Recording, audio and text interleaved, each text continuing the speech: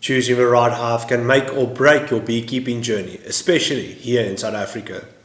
In this video, we're going to compare Langstroth hive versus top bar hives, explaining why top bar hives don't work well in most South African conditions, and help you decide which hive is best for your climate, budget and goals.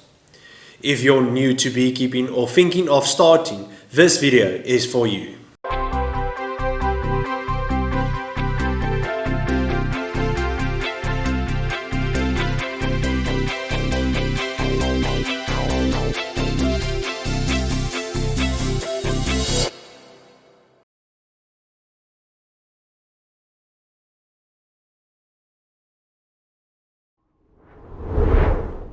In South Africa, the two most common discussed hive types are Langstroth hives and top bar hives. You might also hear about ware hives or log hives, but for practical and sustainable beekeeping, these two dominate the conversation. Let's break them down, starting with the one most beginners are curious about.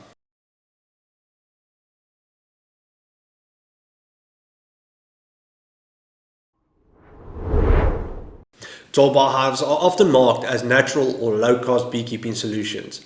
They use horizontal bars instead of frames, and the bees build natural comb. Why top bar hives don't work well in South Africa? Here's the problem. South African conditions are tough.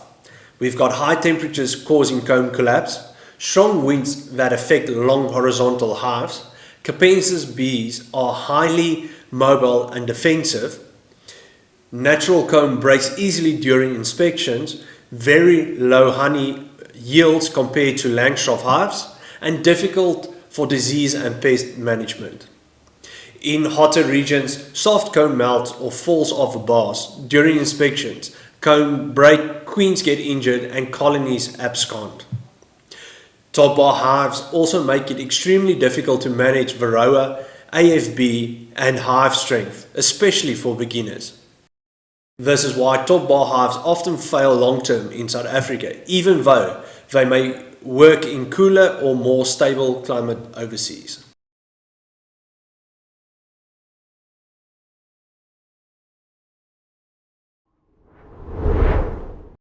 The Langstroth hive is by far the most successful and widely used hive in South Africa, and for good reason. Why the Langstroth hive works best in South Africa? Designed for high temperatures, strong frames prevent comb collapse, easy inspections and management, scalable for honey production, better pest and disease control, work well with migratory beekeeping.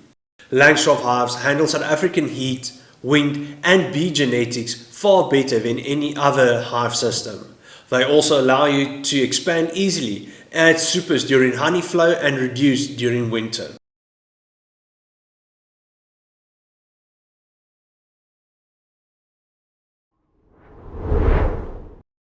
So for the Langstroth hive, the pros are high honey production, easy inspection, durable and standardized, best for beginners and commercial use. The cons are slightly higher initial cost and heavier when full of honey. Pros and cons for the top bar hive. Pros: lower startup cost, less equipment needed. But the cons are comb collapse, poor honey yield, hard inspections, and not suitable for the South African climates in most regions. For most South African beekeepers, Langstroth is simply the better long-term investment.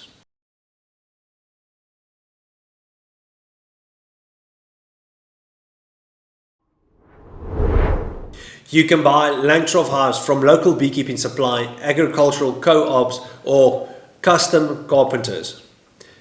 If you're building your own, make sure you follow standard Langstroth dimensions, use hardwood or treated pine, ensure proper bee space, avoid shortcuts that affect durability. Poor built hives cause endless problems, so quality matters. Looking to buy a beehive? Visit our online store to view prices and get expert advice on choosing the right hive for your needs. Link is in the description below.